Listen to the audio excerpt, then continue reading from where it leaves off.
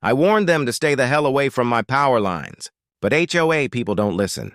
They see one wire, one patch of grass, one flickering streetlight, and suddenly they think they own the neighborhood. That's the thing about control freaks. They crave power in every sense of the word. But this story isn't just about stolen electricity. It's about how arrogance can light up a night sky like fireworks and how karma can strike faster than lightning. It all began one humid Friday night when my house went dark for no reason. Every switch I flipped led to nothing but silence. The AC stopped, the fridge groaned, and my security lights went dead. But across the street, HOA President Karen's porch lights glowed brighter than ever, like she was hosting a midnight party. I called the power company, half expecting some outage. Instead, the guy on the phone said, "Sir, your meter's been manually disconnected from outside." That one sentence made my blood boil. I grabbed my flashlight, stormed outside, and saw fresh marks near my electric box. Someone had tampered with it. Cleanly, carefully, and deliberately. And I didn't need Sherlock Holmes to know who had done it. Karen had been on my case for months. First, it was my fence color. Then my driveway cracks. Then my so-called unauthorized motion lights. She called me a safety hazard. I called her a control addict. She fined me twice, once for trimming my tree without HOA approval. But now she'd gone too far. This wasn't about a rule. This was a power move, literally. The next morning, I confronted her. She was out front watering her roses in her trademark pink blazer, pretending to be the queen of the cul-de-sac. I walked up holding my bill in one hand and my patience in the other. "Karen," I said, "you touched my power line." She looked at me with that fake smile, eyes full of arrogance. "I didn't touch anything," she said. "But maybe your wires are too close to community property? We can't have safety issues. That's HOA code for, I did it, and you can't prove it." I leaned closer.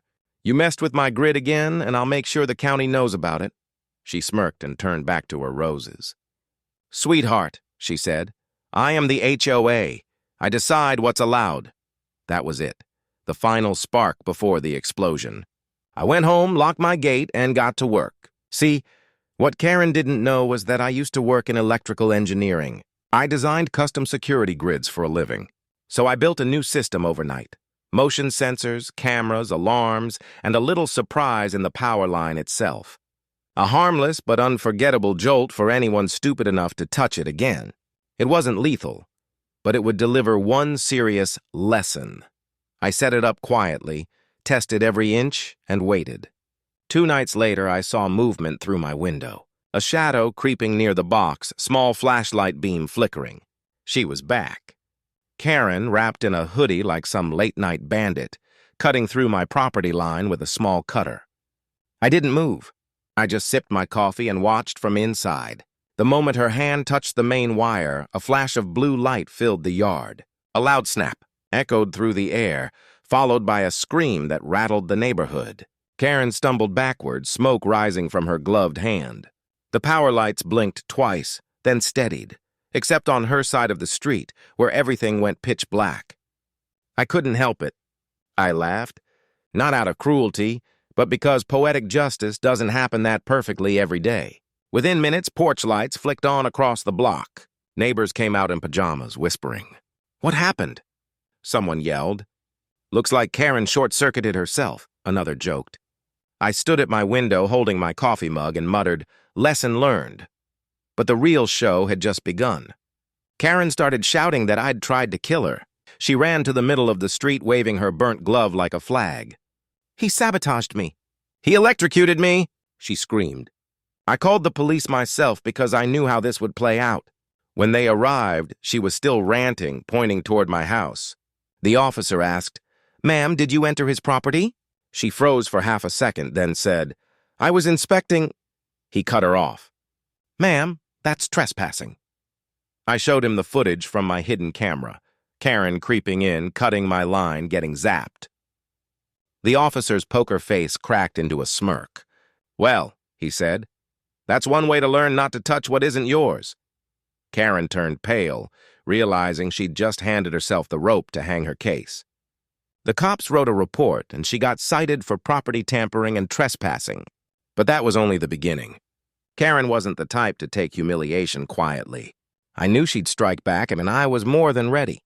Because when HOA Karen thinks she can play dirty, she forgets one thing. I play smarter. Karen didn't disappear after that night. If anything, she doubled down. Within 2 days, every neighbor's mailbox had a printed letter taped to it titled Community Safety Violation. In it, she claimed I had electrical traps endangering residents. She even threatened to have the county shut off my entire property. It was laughable, but also dangerous because Karen loved drama almost as much as she loved control. A week later, I came home to find 2 self-proclaimed HOA inspectors waiting at my gate, clipboard warriors in matching polo shirts with fake badges that said Community Enforcement Unit. I almost burst out laughing. They told me they were authorized to check my power system. I simply said, "Not without a warrant." One of them puffed up his chest and said, "We'll cut it off ourselves then." I stepped back, unlocked my phone, and said, "Smile for the cameras, boys." They hesitated, then turned to leave when they noticed my real security cameras blinking red. A few hours later, a real county inspector showed up, sent by the city, not the HOA. He checked everything, reviewed my footage, and said, "You're good, sir. In fact, this HOA president is in serious trouble." That was the moment the tables turned. The city opened an investigation into Karen for impersonating utility authorities, trespassing, and tampering with private property. The following month, court hearings began. Karen strutted into the courtroom like she still ran the neighborhood, but the evidence crushed her arrogance.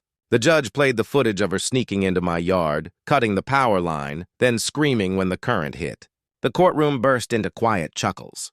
Karen tried blaming me for setting a trap, but the inspector testified that my setup was fully legal, self-defense, not sabotage. Her face went red as the judge read the verdict. Guilty of criminal trespass, property damage, and reckless endangerment. She was fined heavily, sentenced to community service, and permanently banned from holding any HOA position again. The irony? The HOA board voted to replace her with the very neighbor she once fined for overgrown grass. A week later, her house went up for sale. The for sale sign stood like a trophy of karma right in her manicured lawn. The neighborhood felt lighter, calmer, like the lights shone brighter without her shadow hanging over us. One evening, I flipped my porch switch, and the soft hum of electricity filled the air again. Across the street, Karen's old house stood dark and empty.